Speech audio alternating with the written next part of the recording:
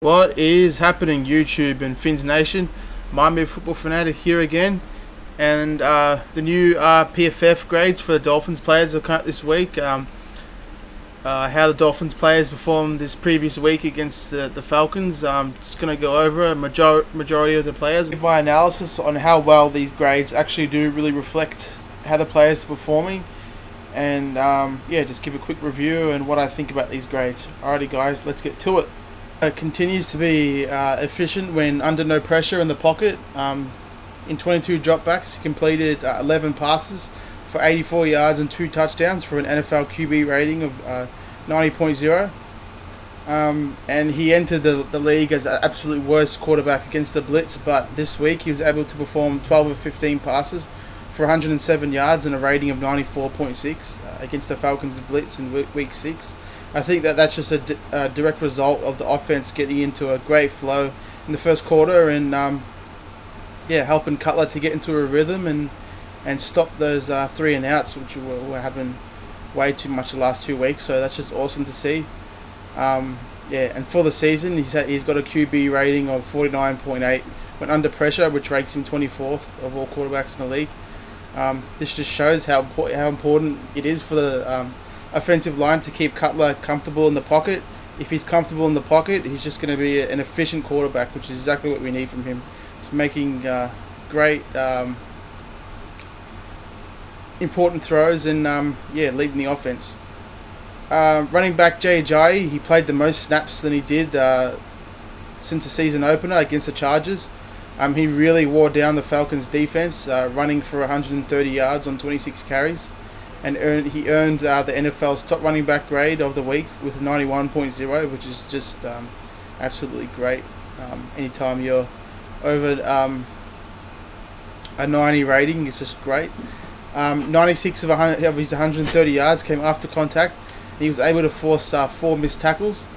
For the season, Jay Ajayi's overall grade of 84.6 has him ranked 5th among running backs with 296 of his 391 yards, which is 76% of his yards coming after contact. He's forced 21 missed tackles this year, which ranks 5th among all running backs through week 6. So, yeah, he's absolutely elite at making people miss. To the wide receiver position, Jarvis Landry had a team high 12 targets, with Devontae Parker being out with an ankle injury. He grabbed 8 receptions for 62 yards and a touchdown. He did have 2 drops on the day, but yeah, that's not really Landry's MO, so I'm not really worried about that. But he did force 4 missed tackles, which is ranked him tied for 1st in the league. This is the only game he had multiple drops, but I'm not too worried about Landry getting many drops moving forward. Most of his drops come from because of the physical hits from the defense, not outright just drops where he's clear of defenders. So yeah, not really worried about his drops.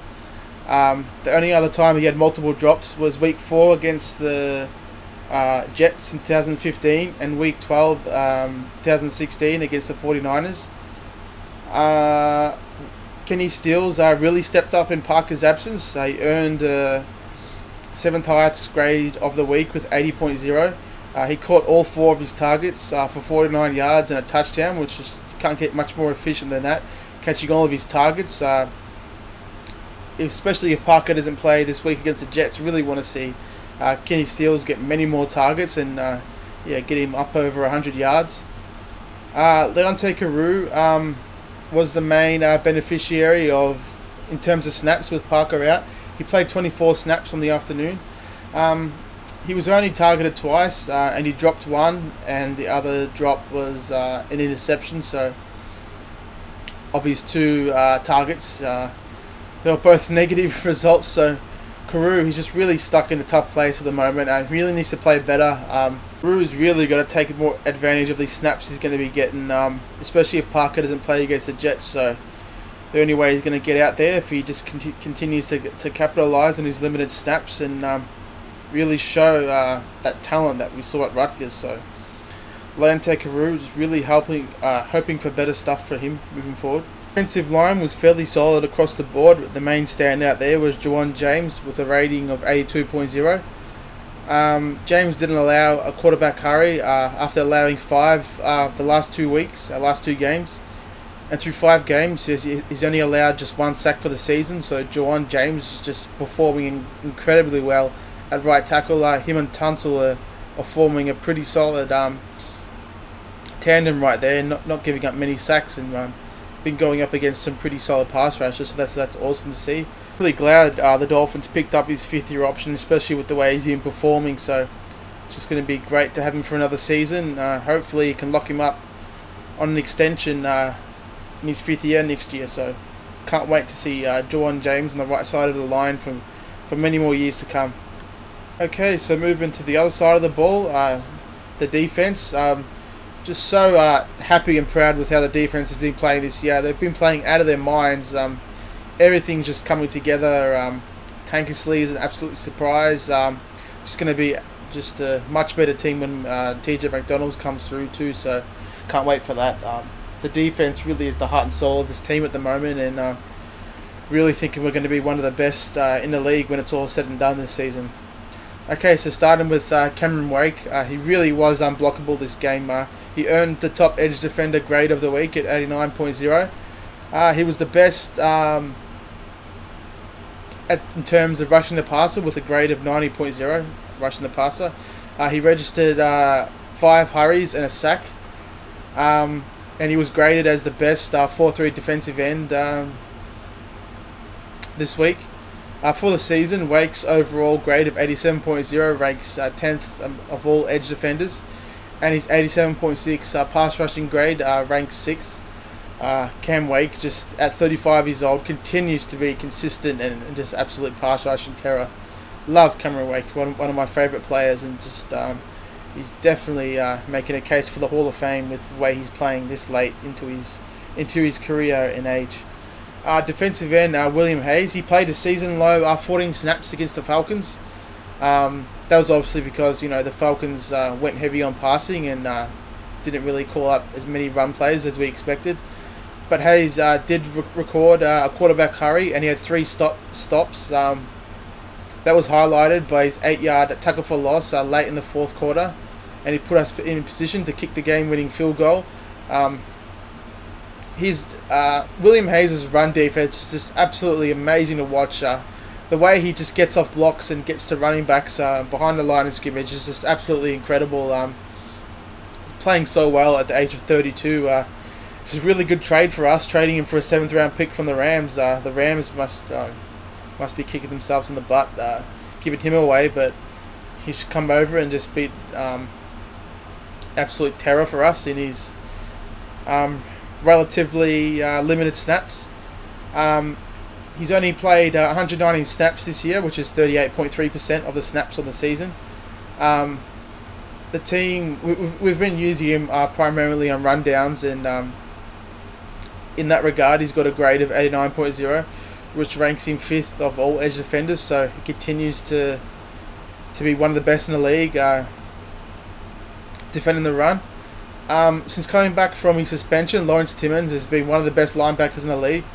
That's a trend that continued against Atlanta.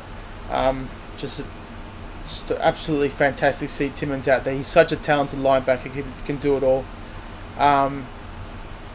Timmons this week earned the 9th highest linebacking grade at 81.0. Since his debut in week 4, he's had 14 stops. He's tied for 5th of all linebackers in the league. For the season, Timmons, he's ranked 4th of all linebackers with a grade of 87.0. Timmons is just playing absolutely out of his mind at the age of 31. His game speed's still incredible at his age, and really lifting the play of the defense. And Timmons is just absolutely great. He might even get an extension after this year. He's playing so great.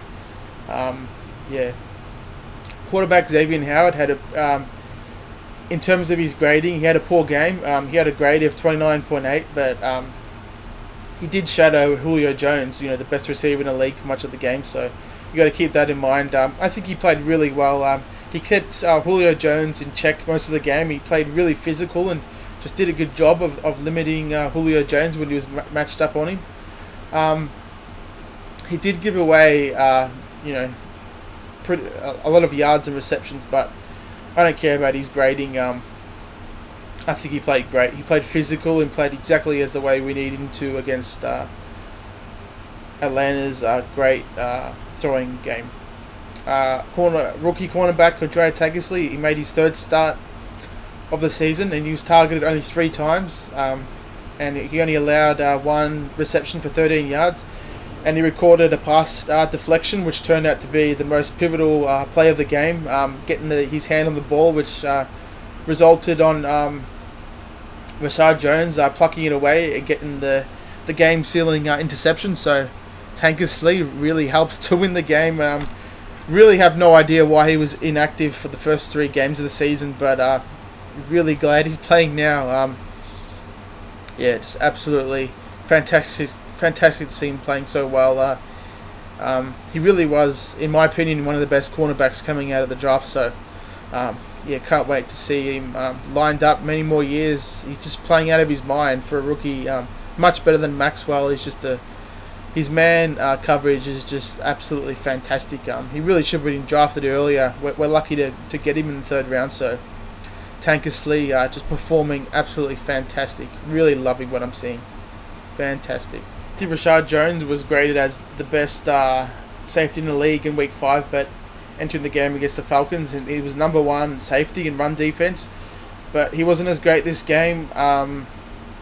He missed 2 tackles, which gives him 5 for the season, and he had a run defense grade of 29.8, where he missed 2 tackles there. He didn't have any tackles for loss this game, having had 9 the previous 3 weeks combined. But overall, even though he wasn't graded out as well by Pro Football Focus, Rashad Jones still had the most important play of the game. That last interception, yeah, it was the biggest play, and can't say much more about Rashad Jones. Even though he didn't grade out as well, he still performed like the absolute playmaker that he is. So in review, the offense definitely stepped up much more from the previous 4 or so weeks, helping out the defense. Numerous players on defense just continue to play at an elite level and really carrying the team at the moment. So the defense continues to perform at this level, and the offense continues to improve. We're only going to get better from here, and it really helps that we're going from the Falcons to the Jets. Yeah, now with the offense improving, I'm really confident that we can beat the Jets, unlike last game. Alrighty guys, fins up. I'll see you guys in the next video.